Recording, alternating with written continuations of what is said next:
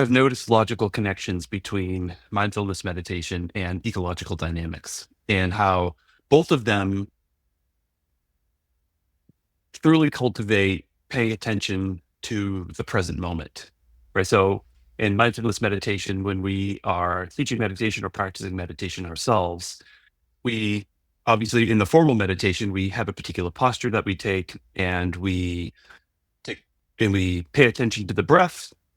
And then when external stimuli happen or internal stimuli happen, when feelings arise or emotions or physical sensations arise, no matter what it is, we acknowledge them, we acknowledge those feelings, sensations, external sounds, etc. And then we come back to the breath. And it happens all the time. And so right now, if there was a dog outside barking or if siren were to come by, I would notice that and then just come back to the breath. And equally, if that dog barking set me off into some 5 minute long daydream, catching myself in that daydream is what we would call success, and you can call it success. And so with mindfulness meditation, we get to practice over and over and over, coming back to the present moment and accepting the world as it is in reality. In fact, with mindfulness meditation, we typically have the eyes slightly open because we're not trying to tune out the world. We're actually just trying to be present in the world as it is. And similarly with ecological dynamics, with like, for instance, when we're teaching warm-ups and drilling or some of the practices that look like games, we are having people interact with each other in real time, not trying to practice any prearranged choreography, not trying to say this is the way the world is supposed to be. There's a perception action, as we like to say in ecological dynamics, where whatever my training partner is doing, I have to respond honestly right then in the moment. And there's no time for me to think back into those prearranged drills and the choreography, that we are accustomed to practicing in a lot of the traditional martial arts. And so in that way, I feel like mindfulness meditation and other forms of meditation, but particularly mindfulness meditation, ecological dynamics for martial arts coaching are a really great pair. It makes a lot of sense. Uh, Go back to, because I'm curious now in my head. I hear you talking about how in typical mindfulness practice, at least introductory instructions, there is a correct like seated posture and like the so many points of focus or how does that is that just something that is an assist, or is it, I guess, is that just the constraints that make you easier to succeed? Where does that fit in? The constraints, actually putting it in the ecological terms, right? The constraints actually fit really well in here. So if I were to be meditating or teaching meditation, what I would do is have somebody sit down on the floor, usually with a pillow or some sort of meditation chair, under their seat, to raise their hips a little bit higher than their knees. It just relieves a little bit of pressure. I would have them have their back upright. As we say in our lineage, we say upright but not uptight, right? So we don't say keep your back straight, because that actually encourages people to stiffen up, and then their back isn't really in a good alignment. We have them tuck their chin back a little bit, and then just keep their eyes slightly open, their gaze down in front of them 4 or 5 feet or so, right? And on top of that, we also say principles, not rules, right? And so these are the principles that you should be following. And what you try to do is get as close to that particular set of principles as you can. But, you can go ahead and break the rules as long as you're actually coming back to the breath every time you drift off into a daydream or you feel a little bit uncomfortable in your seat. That's okay. You fix yourself if you have to, and then you just come back to the breath. You just keep doing that over and over again. But say you have a bad back, or you've had knee surgery, or who knows what, you could sit in a chair. You can sit on the edge of your chair, and what I think another similarity between formal mindfulness training and ecological dynamics games is it doesn't, you don't allow it to go into complete chaos, right? So we don't just put a couple of new students together and say, here are your goals, go. And then they just, it turns into like a brawl, just a couple of cats scratching at each other sort of a thing. Actually, there are constraints in place. And so the posture that we have is a constraint. So just try to do your best to get as close to staying within these constraints, and then just keep coming back to the present moment. yeah, and so they're principles to follow as opposed to very strict rules. So we're not saying you are doing mindfulness wrong if you don't sit exactly like this. We say you're doing mindfulness correctly when you drift off into a daydream and catch yourself, and then come right back to the present moment. It could be analogous to, just imagine like a randori or sparring situation, or people rolling and just sitting there, biding their time, waiting and waiting and waiting, hoping that their training partner, who is not on their schedule, they have their own goals in mind, right? They just hoping and hoping and hoping.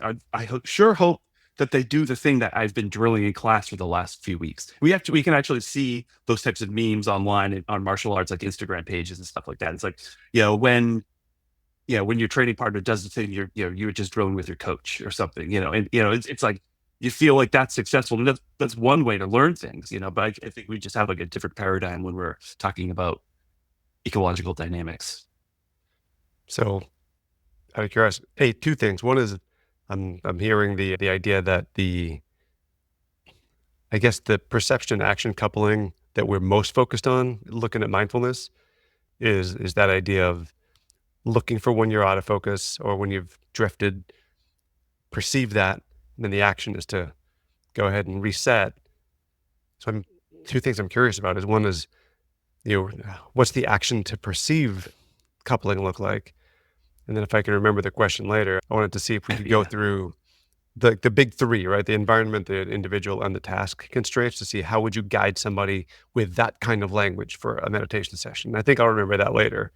I'm curious first, perception to action coupling makes, to me, obvious sense.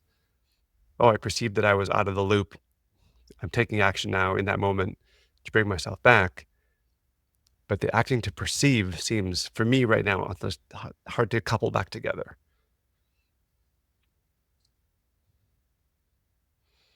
All right, let's pause there for editing purposes. Yeah, of course. Okay. Let's go over acting to perceive, because I want to see if I can tie that into Yeah. my mindfulness connection there. Yeah, Talk because a it's little bit actually about acting to perceive. literally difficult for me to imagine how to make that work right. No, all right. So in a martial arts drill Yeah. or in martial arts coaching, describe, Oh, and we could yeah, even use this, like you could even edit this in, describing what acting to absolutely. perceive is. Like I know in a martial arts, purely martial arts context of just physical skills, we could say, hey, I am acting to, or I'll perceive to act in the way that, hey, this person's pushing me. I need to, yeah, I am not thinking I need to do so, but I will likely, move around wherever that push is. That's just an action in response to that perception. The acting to perceive is me pushing on them and feeling where their balance goes and pushing in that direction further. So I'm perceiving where to act more and following up in Right. that moment coupled. And that's harder for me to imagine because that's so outcome oriented. It Right. seems almost difficult to tie that back into mindfulness. And maybe that's where they don't couple. Well, I think that, there are obviously other words for other types of meditation: concentration meditation, insight meditation, these types of things. So maybe there could be more obvious connections, but off the top of my head, trying to tie it to mindfulness meditation is, it goes back to what one of my teachers describes mindfulness as: paying attention on purpose in the present moment without judgment, right? And so we teach people to actually go ahead and sit and meditate. So some people will say to me, well, can I meditate and journal at the same time? Well, not with mindfulness meditation necessarily. Journaling is a great practice. Go ahead and do that. Should I, put on some jazz music? Well, probably not on purpose, but maybe somebody else is playing jazz music. So the acting to perceive, if the analogy holds up, would be actually what I'm doing is I'm scheduling myself to sit for 10, 15, 20 or more minutes every single day. And I'm taking action right there on purpose, right? So I'm paying attention on purpose in the present moment without judgment, right? And the without judgment also ties into, I'm not clinging on to external stimuli or internal thoughts and feelings that arise. I'm not creating stories about them. Or if I notice myself creating stories about them, the action then is to then go back to the breath and be present in that particular moment. So I think that the act of actually sitting down to meditation is the action. And then you are perceiving right there in the present moment.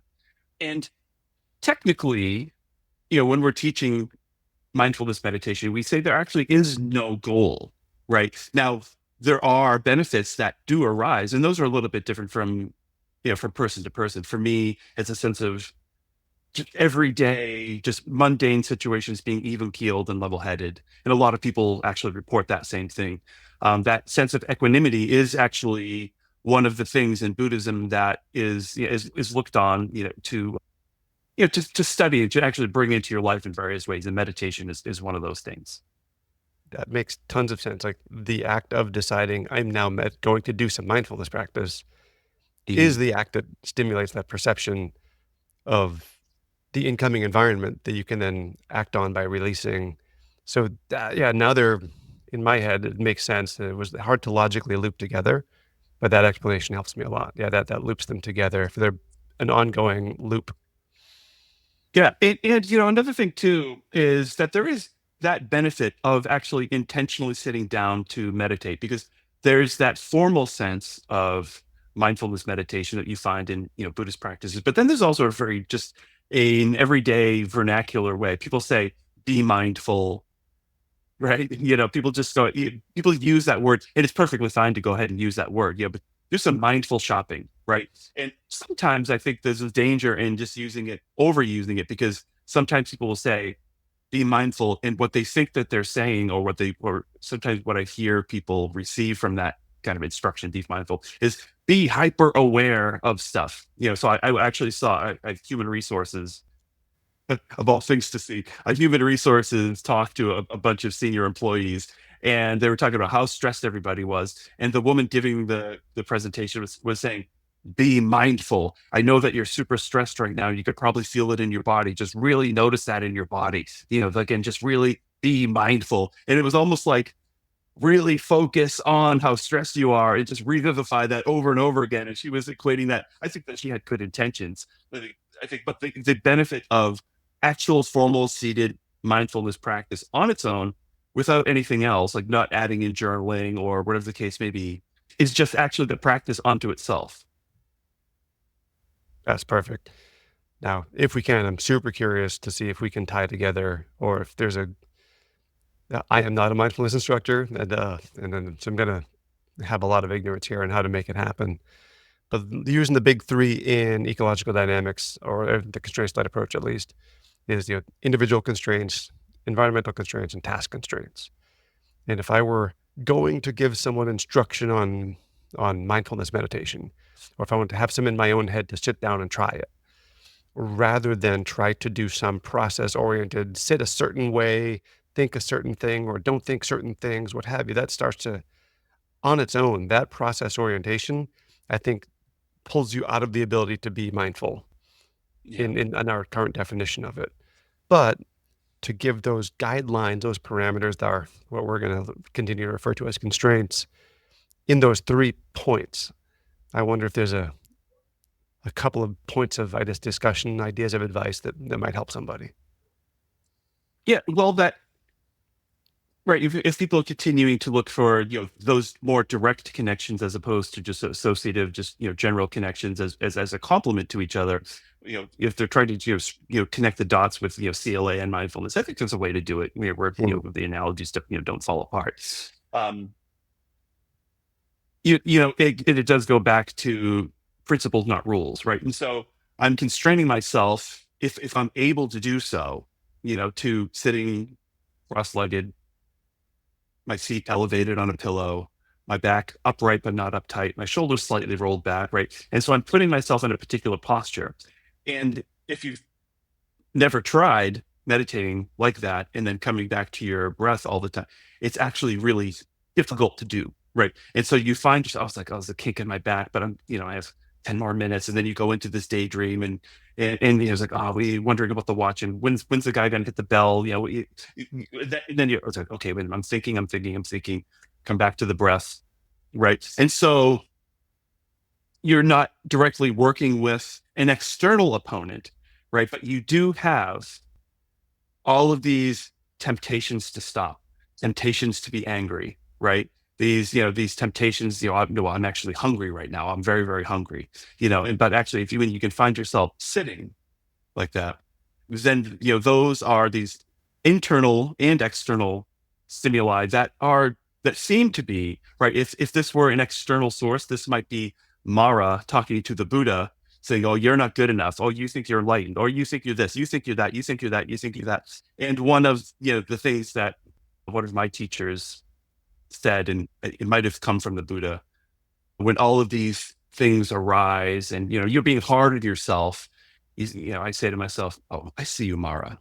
I see you, Mara," and then just come back to the present moment, right? And you don't have to say those words when you're meditating, right? But it's an everyday thing when there's road rage for me, and people are acting weird, and this craziness happening in the world, and I find my own, energy rising in a negative way. I might just say to myself, "Oh, I see you, Mara.